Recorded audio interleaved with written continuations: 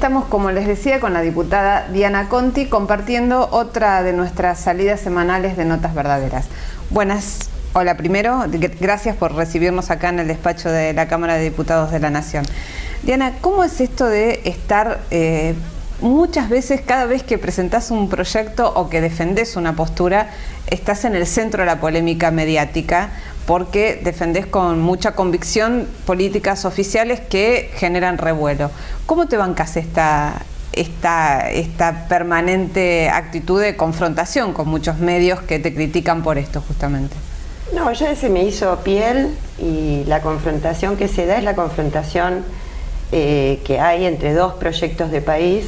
Uno que a mi gusto encarna a Cristina Fernández de Kirchner, con nosotros detrás batallando todos los días, y otro, un modelo resistente, del de muy pocos, el de privilegios, el corporativo, que más allá de los discursos o las cuestiones que digan, nosotros ya tenemos la fiel convicción de que no quieren una Argentina amplia, una patria grande, una mejor calidad de vida para todos los argentinos, que ineludiblemente trae aparejado que los privilegios tienen que ceder, y que tienen más, tienen que entregar un poco a los que menos tienen.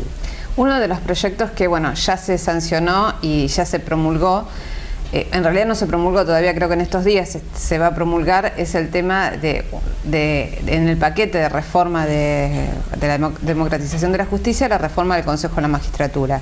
Vos integraste durante mucho tiempo como representante del diputados por el oficialismo el Consejo de la Magistratura. ¿Qué crees que puede cambiar a partir de esta nueva conformación que incorpora el voto popular para elegir a los representantes de este Consejo? Bueno, yo creo que el Consejo de la Magistratura va a tener una fuerza y una legitimación diferente, porque el voto popular en cualquier cargo da legitimación, da independencia, da ruptura con lo que es la corporación judicial o la corporación de abogados, y a uno le da una posibilidad de decidir lo que corresponde en cada caso. El Consejo es un órgano que interviene fundamentalmente, entre otras funciones, en la selección de candidatos a jueces, enviando ternas luego de concursos al Poder Ejecutivo Nacional, para que el Poder Ejecutivo remita alguno al Senado y el Senado le dé acuerdo, y tiene una función sancionatoria en caso de falta de disciplina de algún magistrado, y tiene la facultad de acusar al juez que incurre en mal desempeño ante un jurado de enjuiciamiento para realizar el juicio político. Entonces son funciones muy importantes, y desde allí la fuerza legitimadora del voto popular viene muy bien a la hora de intervenir en estas cuestiones, porque cada vez que un juez es señalado como mal juez, bueno, los lobbies en el Ejecutivo, en el Consejo de la Magistratura y en el mismo Congreso Nacional siempre han sido importantes en favor de la protección del juez. Ahora, vos dijiste dos cuestiones muy interesantes. Una, por un lado, que el voto popular le va a dar más independencia a la conformación de este Consejo. Y una de las críticas que se ha hecho desde la oposición y de varias de las asociaciones de abogados es que al ir las listas para elegir a los consejeros académicos, abogados en el Consejo, dentro de los partidos políticos, esto va a generar una dependencia con el partido político al cual vaya colgada la lista de consejeros.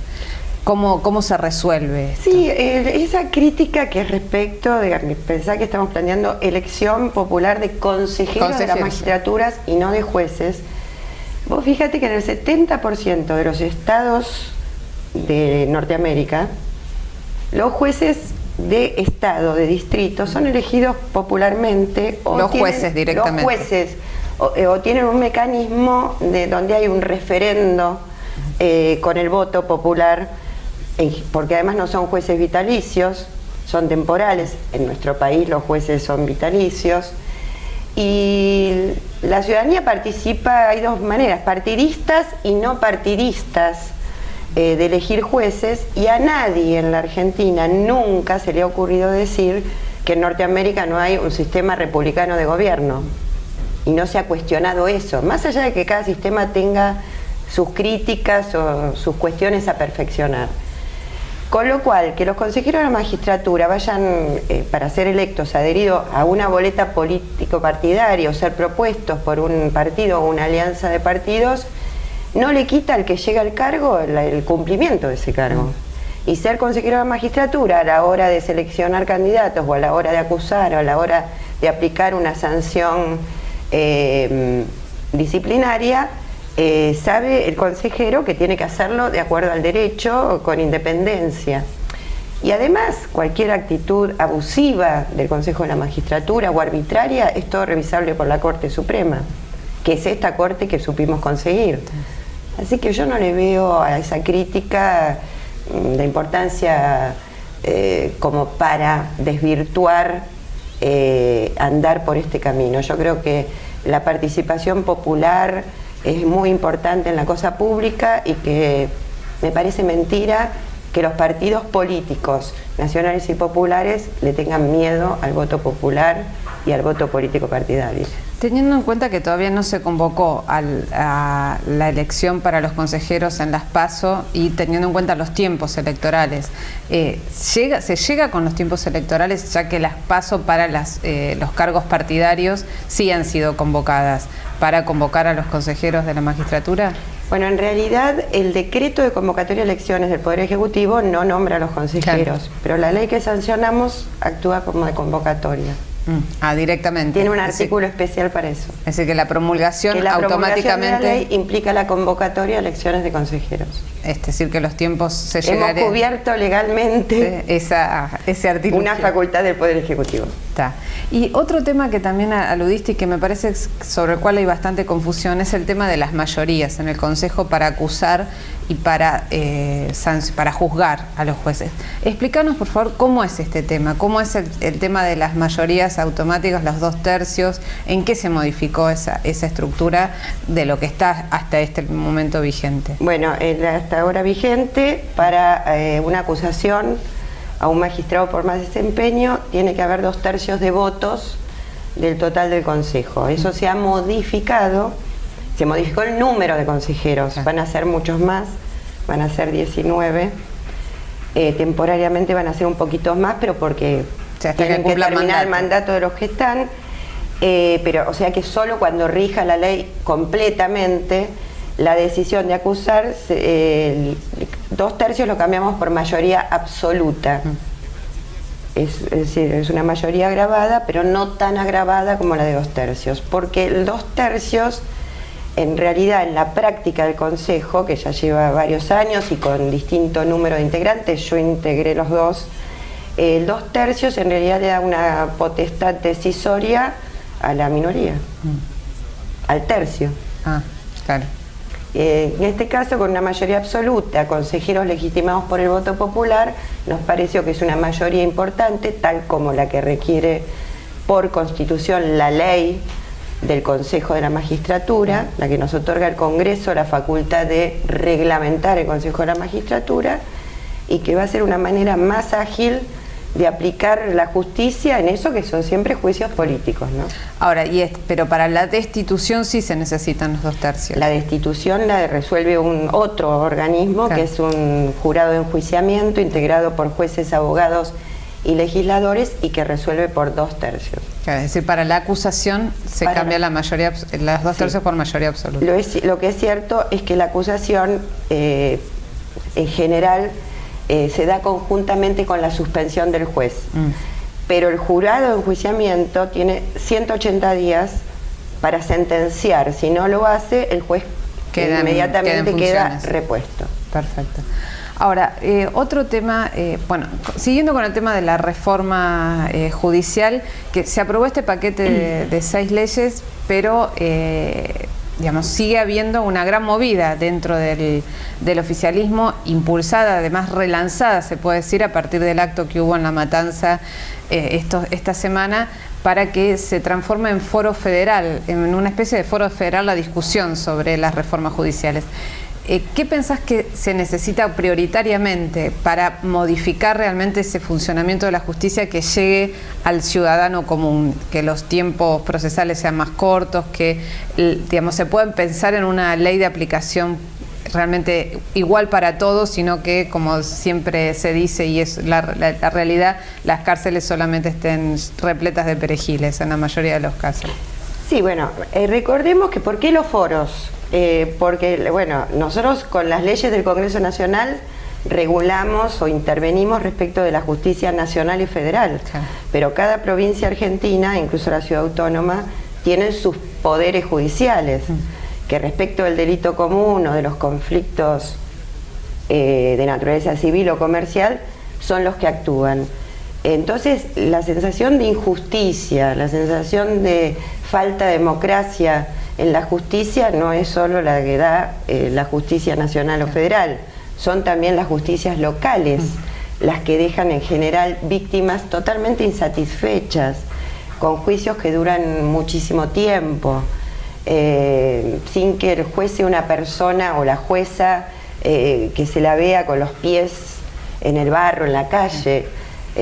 Bueno, yo creo que tiene que haber todo un cambio actitudinal y también justicias que dejen de tener connivencia con los poderes fácticos más poderosos, que en general son los económicos, que la liguen, como vos dijiste, los perejiles, que cuando no hay un culpable se busque a cualquier persona que por su marginalidad no tiene posibilidades de defensa, que en conflictos de naturaleza económica no se favorezca siempre al más pobre, que el acceso a la justicia sea para todos igual, cosa que no es verdad, porque quien puede pagar un buen abogado y viajar a tribunales y tiene dinero para eso, tiene un acceso privilegiado al Poder Judicial en desmedro de gente que a veces no tiene ni cómo trasladarse a los tribunales. Así que los cambios son muchísimos, pero fundamentalmente yo creo que son los jueces, los fiscales, los defensores, los actores del propio Poder Judicial los que tienen que hacerse cargo de que, si bien no son elegidos popularmente, tienen una legitimación indirecta del voto popular y que deben responder a sus pueblos.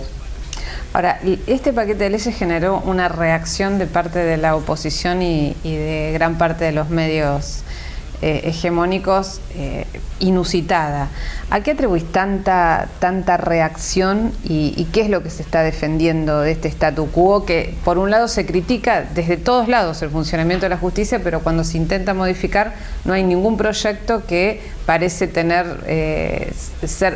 merecer ser defendido por aquellos que promovían también desde el discurso cambios, ¿no? Yo creo que volvemos al principio, ¿no? Cuando me preguntaste cómo me siento llevando adelante cuestiones que son controversiales, por lo menos, y muchas veces con ferocidad desde la oposición. Yo creo que Néstor sentó por primera vez después de muchos años, volvió a sentar. Tal vez Alfonsín en los primeros años de democracia nos dio esa sensación de que el pueblo se sentaba en la Casa Rosada, no le dejaron terminar el mandato, y que Néstor volvió a recuperar esa autoridad presidencial, autoridad porque el pueblo se sintió que era él el que estaba gobernando, y no un gerente, el que se sentaba en la Casa Rosada, al servicio de los intereses corporativos o los intereses monopólicos. La oposición política, que es débil, porque no emerge de allí un liderazgo, con la corporación mediática contra la que peleamos, con sectores muy importantes de la justicia, son prácticamente aliados en la resistencia del status quo previo del establishment, ¿no? Se resisten a ser gobernados por el pueblo y que sea el pueblo el que tome las decisiones, o un representante del pueblo. Están acostumbrados a ser ellos los que ponen a alguien en la Casa Rosada, donde se respetan determinados paradigmas. Ahora, la verdad que la Argentina, si hay algo que permite es seguir asombrándose, ¿no? Por lo menos a mí esto me sucedió esta semana cuando vi al jefe de gobierno de la Ciudad de Buenos Aires anunciando un decreto de necesidad de urgencia para que no se apliquen las leyes nacionales, federales en el territorio que él gobierna. ¿Cómo analizás eso desde el punto de vista jurídico, el asidero que puede tener un decreto como el de Mauricio Macri que, digamos, resiste cualquier tipo de modificación de la legislación, ¿no? En función de... Asidero jurídico no tiene ninguno, porque bueno, todos los derechos que están en la Constitución Nacional son reglamentados por ley, ningún derecho es absoluto, y aunque la libertad de imprenta es un derecho que no puede someterse, según la Constitución, a la jurisdicción federal, no puede limitarse por jurisdicción federal, para todos los otros tipos de derechos de carácter económico, civil, etcétera, las regulaciones, las leyes nacionales son válidas e implican también la intervención federal respecto de la imprenta. Pero además, las provincias argentinas existieron antes que el Estado Nacional. Y cuando se hizo la Constitución en el 53 y luego en el 60, incorporándose también la provincia de Buenos Aires, las provincias dijeron, bueno, esto se lo damos al gobierno nacional y esto nos lo quedamos nosotros. Se quedaron con su justicia, con el territorio, bueno, con un montón de cuestiones. Quiere decir que el gobierno nacional tiene una delegación de las provincias que son previas en la Constitución de la Nación. Pero la ciudad autónoma es exactamente al revés. La ciudad autónoma es una concesión correcta que inicie su autonomía en la reforma constitucional del 94. Es la nación y las provincias la que le dicen a la ciudad autónoma, te damos los instrumentos para que inicies tu camino hacia la autonomía, puedas tener tu constitución. Con lo cual, lo que hace Macri con un decreto de necesidad y urgencia, que lo compara además a las constituciones provinciales, como si el decreto de un jefe de gobierno tuviera el mismo nivel de legitimidad que una constitución provincial, ni siquiera parece conocer la historia de la conformación de la nación argentina. O sea que es sin duda bueno, lo que muchos legisladores de la ciudad están diciendo. Macri quiso hacer un llamado de campana diciéndole al multimedios, a Mañeto, pongan todas las fichas en mí que yo voy a ser el funcional a ustedes y ustedes me ayudarán a llegar a la Casa Rosada alguna vez o algo por el estilo, ¿no?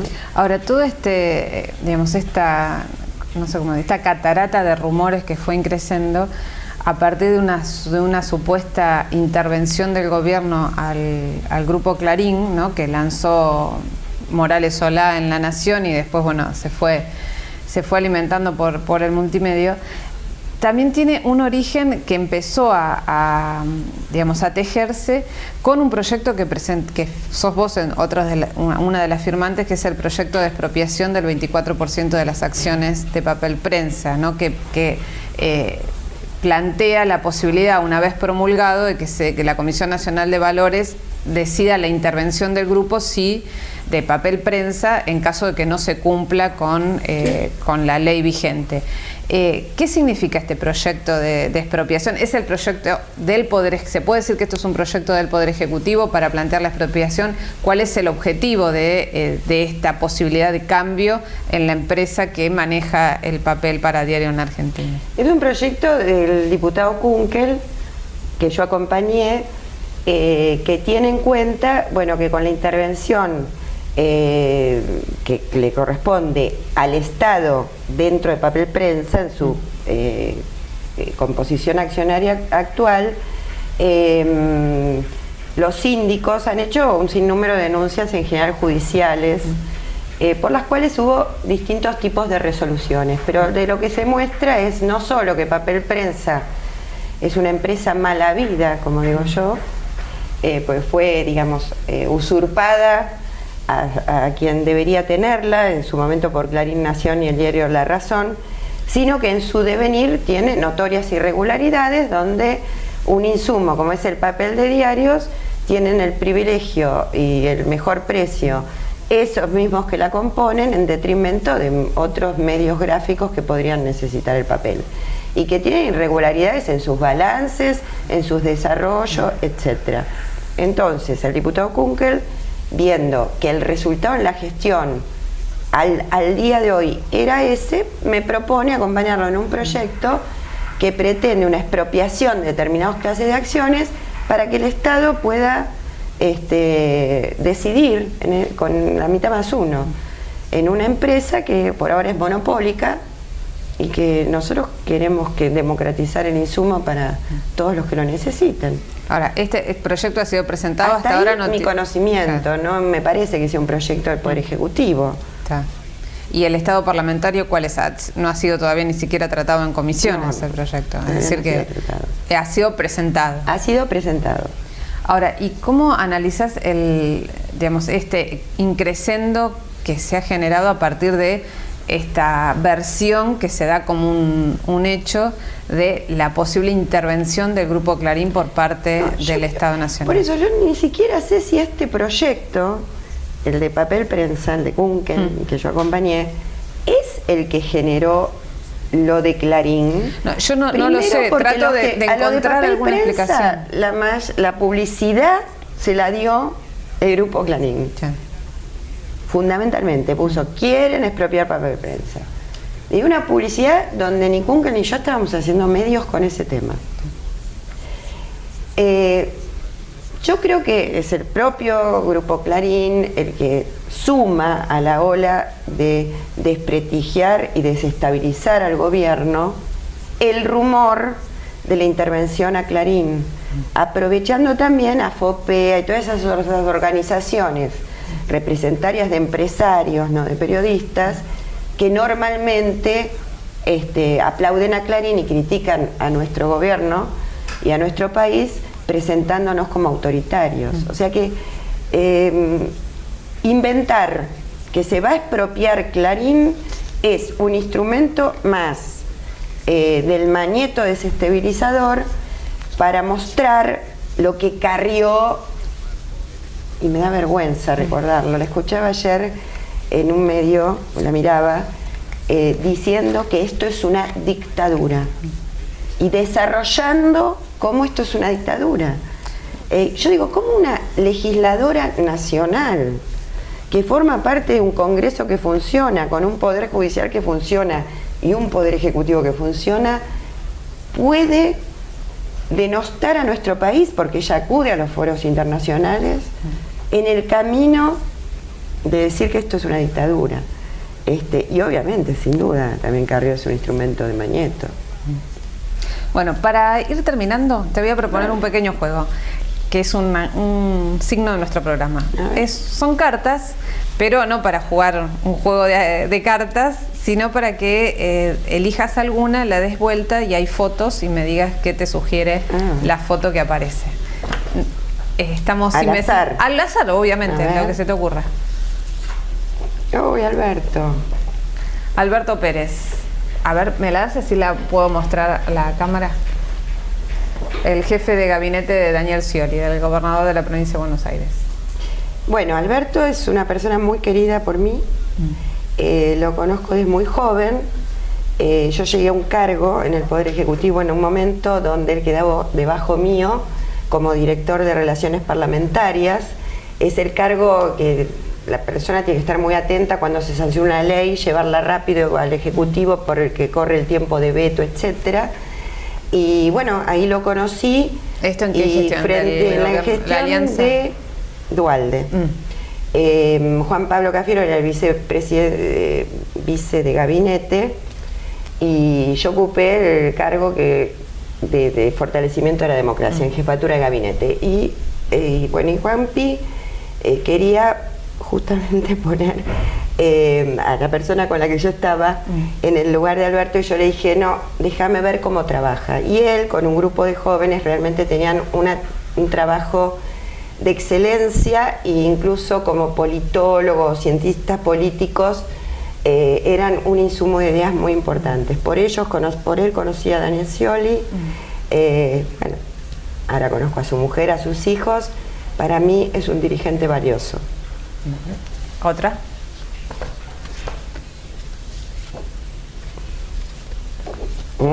A ver, déjame ver. Bueno, Casal, ministro de Seguridad y Justicia de la provincia de Buenos Aires. ¿Cuánta reflexión?